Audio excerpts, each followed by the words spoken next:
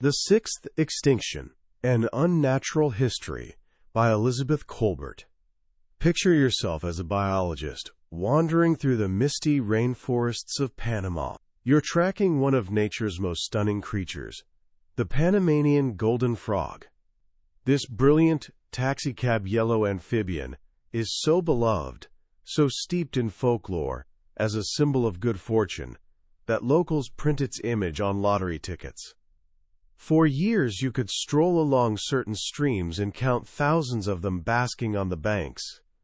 One scientist described the sight as, quote, quote, quote, absolutely insane. But then, one ordinary day, you return to your research site and something's wrong. There's only silence. The frogs have vanished. Not just a handful. Every single one. Gone.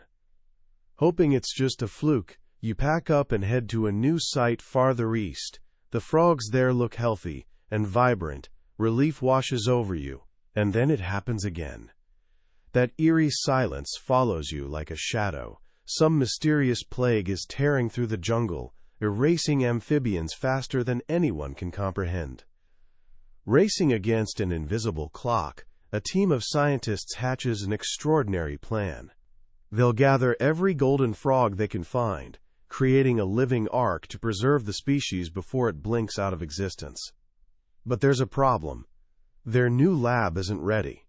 So in a moment of beautiful, desperate improvisation, they check the frogs into a local bed and breakfast. They rent a whole block of rooms, fill them with tanks, and create what bewildered locals start calling the Frog Hotel. It's an amazing story when you think about it. Amphibians getting maid service, dining on meals that literally hop off the plate. It sounds like something Dr. Seuss might have dreamed up.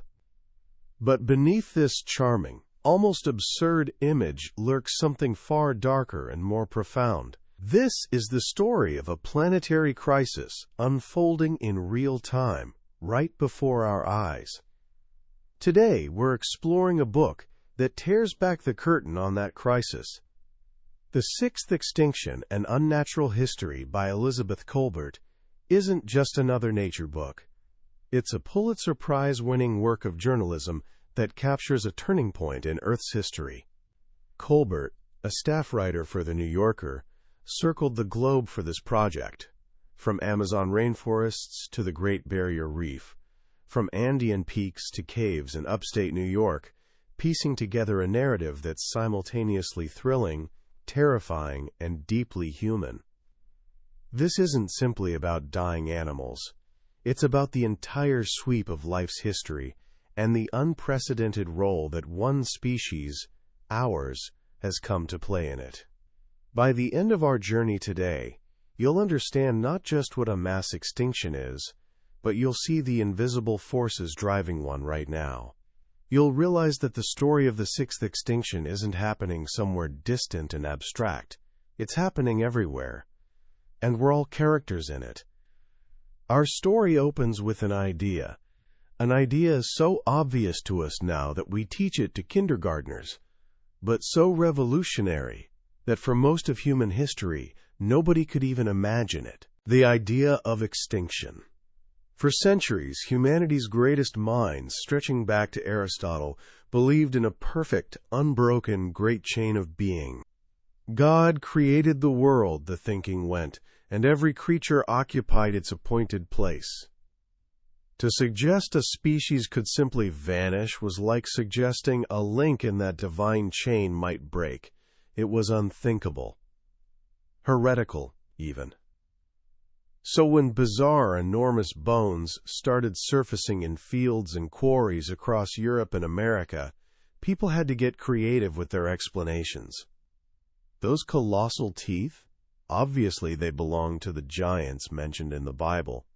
Those massive femurs must be from elephants swept north during Noah's flood. The world was a fixed stage, perfectly designed, and all the actors were still performing somewhere. Then, at the dawn of the 19th century, a brilliant French naturalist named Georges Cuvier stood in a Parisian museum examining the molar of a creature unearthed in Ohio's valley. It resembled an elephant's tooth, but not quite. The tops were pointed and knobby, nothing like the flat-ridged molars of living elephants. Everyone else had tried to force-fit this puzzle piece.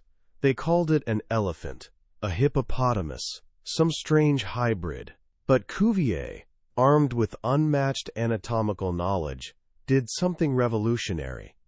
He trusted what the evidence was screaming at him. He announced that this tooth, and the massive skeleton that came with it, belonged to an animal that no longer walked the earth, an espèce perdue, a lost species. It was a jaw-dropping moment for science. With that single insight, the walls of the old worldview crumbled. Life, Cuvier realized, wasn't a static painting. It was an epic story, long, dramatic, and often violent, filled with creatures that had appeared, thrived, and then vanished forever. Cuvier had discovered a world previous to ours, one wiped clean by what he called revolutions on the surface of the earth, sudden, catastrophic upheavals. Cuvier's catastrophism was thrilling, but it soon faced a formidable challenger. A young English geologist named Charles Lyell argued that Earth's history wasn't written in sudden revolutions, but in slow, steady, gradual transformation. The same erosion, sedimentation, and volcanic activity we witness today, he claimed, explained everything in the past, given enough time. The present is the key to the past, became his rallying cry. Soon after, another Charles Darwin, applied this same gradualist philosophy to living things. For Darwin, extinction wasn't catastrophic at all. It was the inevitable, slow-motion consequence of evolution. In the grand, quote, struggle for existence, newer, better adapted forms would naturally arise while older, less fit forms would gently fade away. Extinction and evolution were two faces of the same coin, a process so gradual, Darwin wrote, that, quote, we see nothing of these slow changes in progress. Elegant, tidy, reassuring. But there was a problem. While Darwin was quietly developing his theories in the English countryside, an extinction was unfolding right under civilization's nose. And it wasn't slow at all. The great auk story is that extinction. The great auk was the original penguin, a large, flightless seabird of the North Atlantic. For ages, millions of them thrived. Sailors heading to Newfoundland would stop at Funk Island, where hundreds of thousands of auks nested. The birds were so plump and fearless they could be herded onto ships like cargo. People used them for food, fish bait, and even fuel. In one particularly grim practice, sailors would light a fire beneath a kettle and feed the flames with auk bodies, their oily flesh burning like candles. By the early 1800s, this industrial-scale slaughter had reduced millions to mere dozens. The bird's very rarity made it valuable to collectors, who now hunted the last survivors for museum specimens and eggs.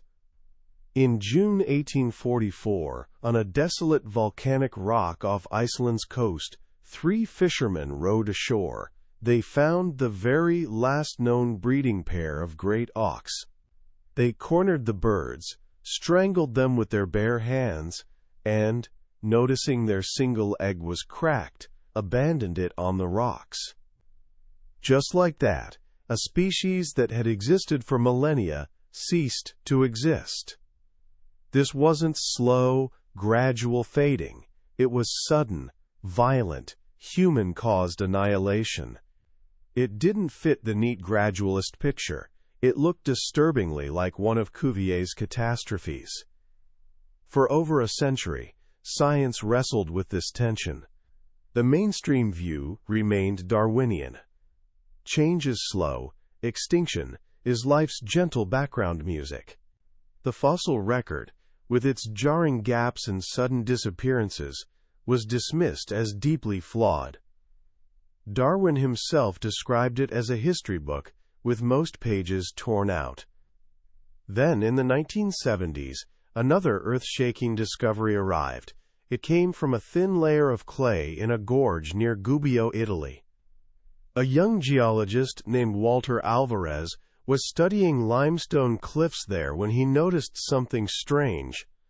Rock layers from the end of the Cretaceous period, the age of dinosaurs, were packed with fossils of tiny marine creatures called forams.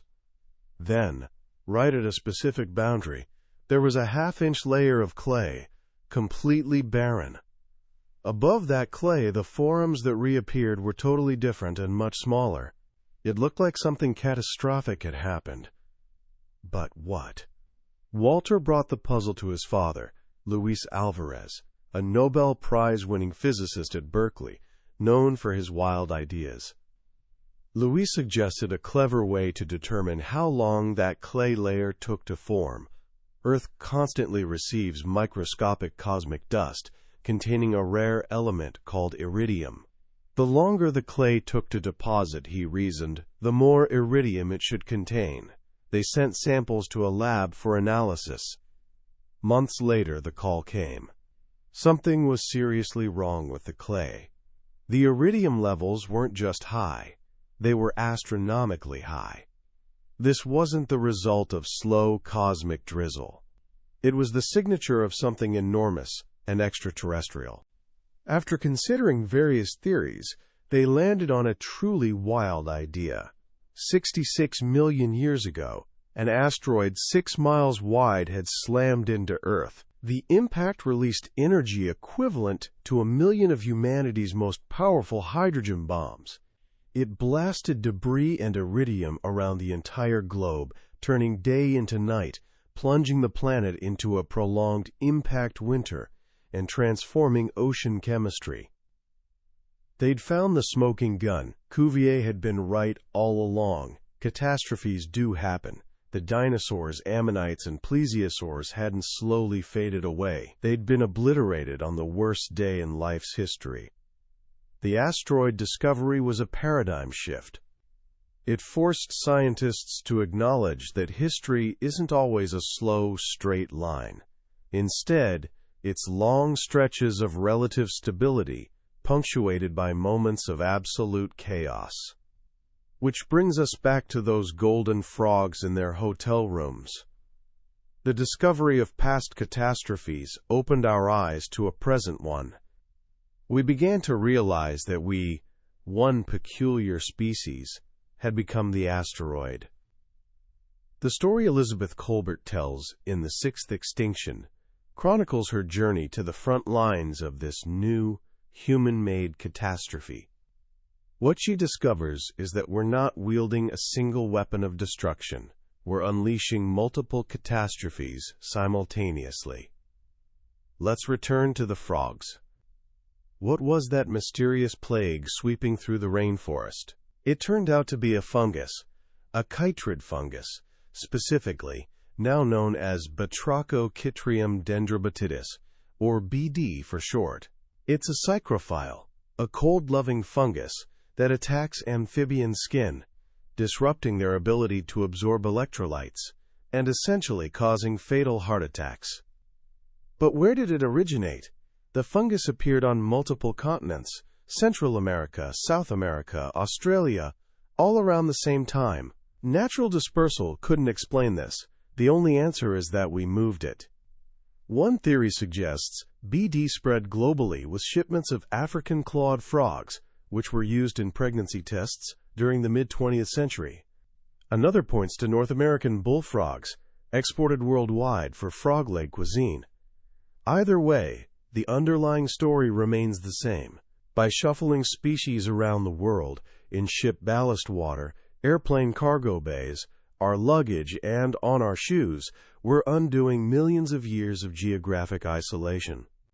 We're essentially reassembling the ancient supercontinent of Pangaea.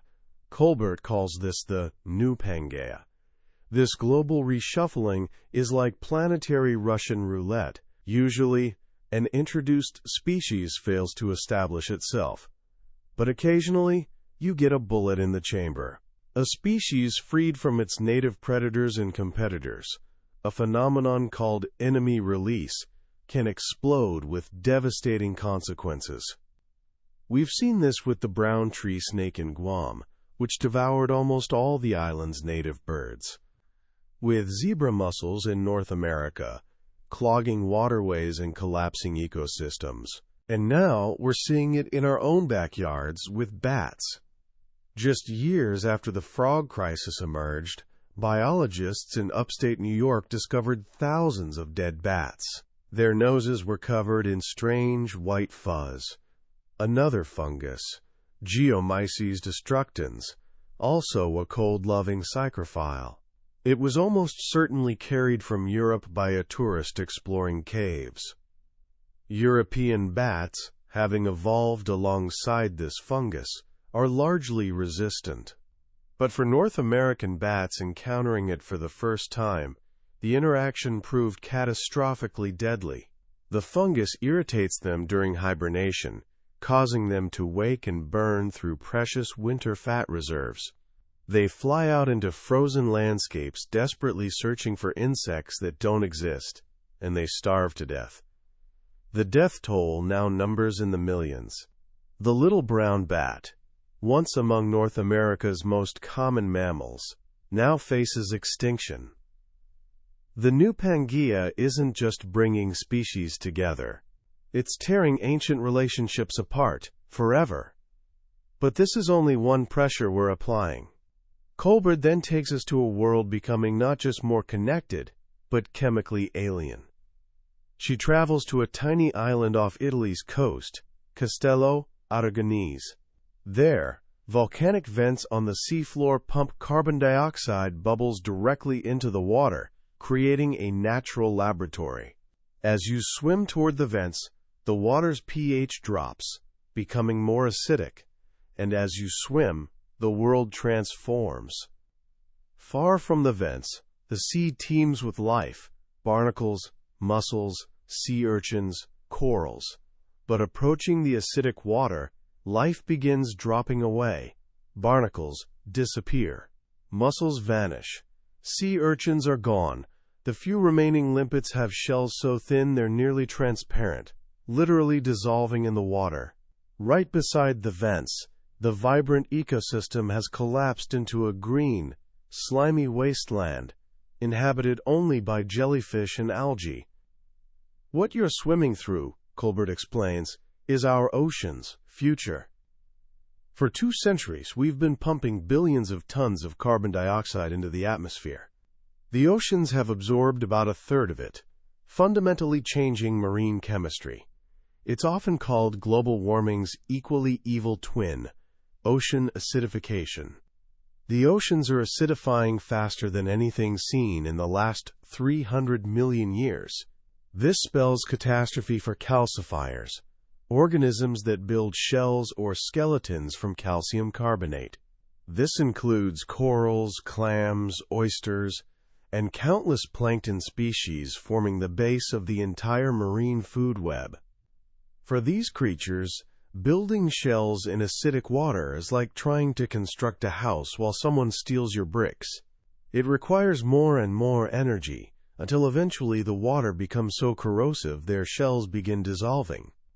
To understand what this means for the planet, Kolbert travels halfway around the world to One Tree Island, a tiny research station on the Great Barrier Reef. Coral reefs have been called the ocean's rainforests. They cover less than 1% of the seafloor but support a quarter of all marine species. They're oases of staggering diversity in the nutrient-poor deserts of tropical waters. But they're calcifiers, and they're in deep trouble. Studies show that as carbon dioxide levels rise and water saturation states drop, corals' ability to build their stony skeletons declines. Eventually, erosion from waves and boring organisms will outpace growth. The reef will begin dissolving. Add the stress of rising water temperatures causing coral bleaching, where corals expel the symbiotic algae that feed them and turn ghostly white, and the outlook becomes grim. Scientists now predict that by mid-century, if we continue our current trajectory, all the world's coral reefs will stop growing and begin wasting away. An entire ecosystem, among the most vibrant and ancient on Earth, will collapse. The sixth extinction isn't just about shuffling species or altering chemistry. It's also about changing climate so rapidly that life simply cannot adapt. Kolbert's next journey takes us high into Peru's Andes Mountains with forest ecologist Miles Silman. Silman has established research plots running from the Amazon basin to treeless peaks, a vertical transect covering an enormous temperature range. The tropics, home to the vast majority of Earth's species, have historically been climatically stable. This allowed species to become highly specialized, adapted to very narrow temperature bands. A tree thriving at one elevation may be completely absent, just a few hundred feet higher or lower. As the world warms, these temperature bands shift. To stay comfortable, species must move. On a mountain, that means moving upslope. Silman's data reveals something astonishing. The forest is already migrating. Some tree species are climbing the mountain at 8 feet per year, but not all species move at the same speed. Some, like the hyperactive Schefflera genus, race uphill at nearly 100 feet annually. Others, like the glossy-leaved ilex, barely budge. This is the critical problem. An ecological community isn't a random collection of individual species. It's an intricate web of relationships. As different species respond to warming at different rates, that web tears apart. Pollinators lose their flowers. Birds lose their insect prey. Trees lose their seed dispersers. Communities stable for thousands of years will be shredded, replaced by unpredictable new assemblages. And even if a species can move fast enough, where can it go? This brings us to Kolbert's final Amazon stop, the world's largest and longest-running ecological experiment, the Biological Dynamics of Forest Fragments Project. 30 years ago, scientists convinced ranchers clearing land to leave behind perfect square islands of untouched rainforest, ranging from a few acres to several hundred. These fragments became laboratories for studying what happens when we carve up wilderness. The results have been a long, slow lesson in loss. When forest is fragmented, it begins to relax, a deceptively gentle term for a hemorrhaging of species. Large predators needing extensive territories disappear. Specialized birds refusing to cross open clearings vanish. Army ants, which support entire ecosystems of followers, can't survive in small fragments, so ant-following birds disappear with them. An invisible extinction debt is created, a roster of species already doomed, even if they're still clinging to existence. Now add climate change to this equation. A species trapped in a forest fragment, needing to migrate to track warming temperatures but blocked by a sea of cattle pasture, has nowhere to go. It's a double bind. We're forcing species to move, while simultaneously creating barriers preventing their movement. This brings us to the most unsettling part of the story. The extinction pattern we see today, hitting large animals, specialized species, and isolated populations hardest, isn't new. It's a pattern that began long ago, following our own footsteps across the globe. Tens of thousands of years ago, the world was full of giants, mammoths and mastodons in North America, rhinoceros-sized wombats in Australia, 10-foot-tall kangaroos, and giant ground sloths. These megafauna had thrived for millions of years. Then, humans arrived. In Australia, the megafauna vanished around 40,000 years ago, shortly after the first humans appeared. In the Americas, they disappeared around 13,000 years ago, just as human hunters spread across the continents. On islands like Madagascar and New Zealand, The giants survived until much more recently. Then they too vanished within centuries of human arrival. The timing is too perfect for coincidence. Before us, being big and slow to reproduce was an excellent survival strategy. Once you reached a certain size, you were safe from predators. But that advantage evaporated when a new kind of predator arrived, one that was clever, cooperative, and could kill from a distance. Our ancestors, with just primitive tools, unleashed what's been called a geologically instantaneous ecological catastrophe, too gradual to be perceived by the people who unleashed it. And we didn't just eliminate other animals, we encountered our own closest relatives. In a lab in Leipzig, Germany, scientist Svante Pääbo accomplished something once deemed impossible. He sequenced the Neanderthal genome. For 100,000 years, Neanderthals thrived in Europe. They were tough, intelligent, skilled hunters. Then, about 40,000 years ago, modern humans arrived from Africa. Wherever we showed up, Neanderthals disappeared. But Pääbo's genetic data revealed a shocking twist. Before we replaced them, we interbred with them. Consequently, almost everyone of non-African descent today carries between 1 and 4% Neanderthal DNA. They haven't entirely vanished. A fragment of them lives on in us. The same story applies to another archaic human group discovered through ancient DNA, the Denisovans. We met them, interbred with them, and then they too vanished. What made us different? Pääbo speculates about a madness gene, a uniquely human restlessness, a drive to cross oceans where you can't see land, to explore, to innovate, to transform everything we encounter. It's the quality that led us to every corner of the globe, that enabled us to build civilizations and create art.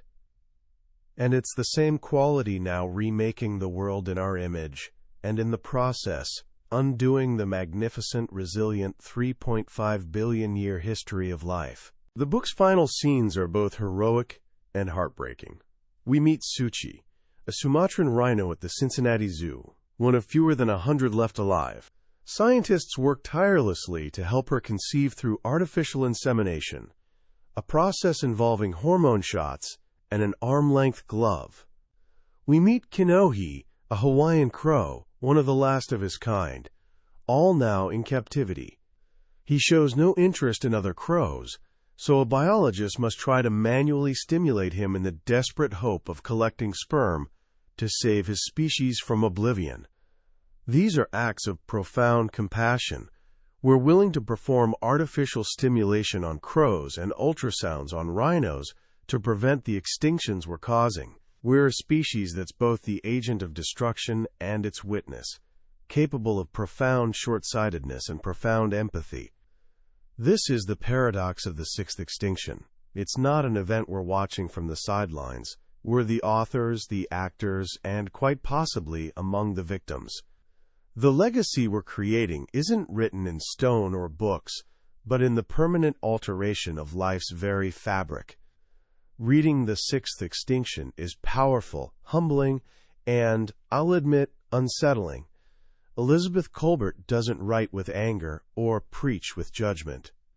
She writes as a witness, a brilliant journalist who simply follows the evidence, from Greenland's ice cores to New England's bat caves, letting the story unfold through the eyes of dedicated scientists on the front lines.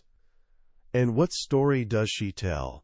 It's that the crisis we face isn't the result of some singular evil act. It's a crisis born from the very qualities that define our success as a species.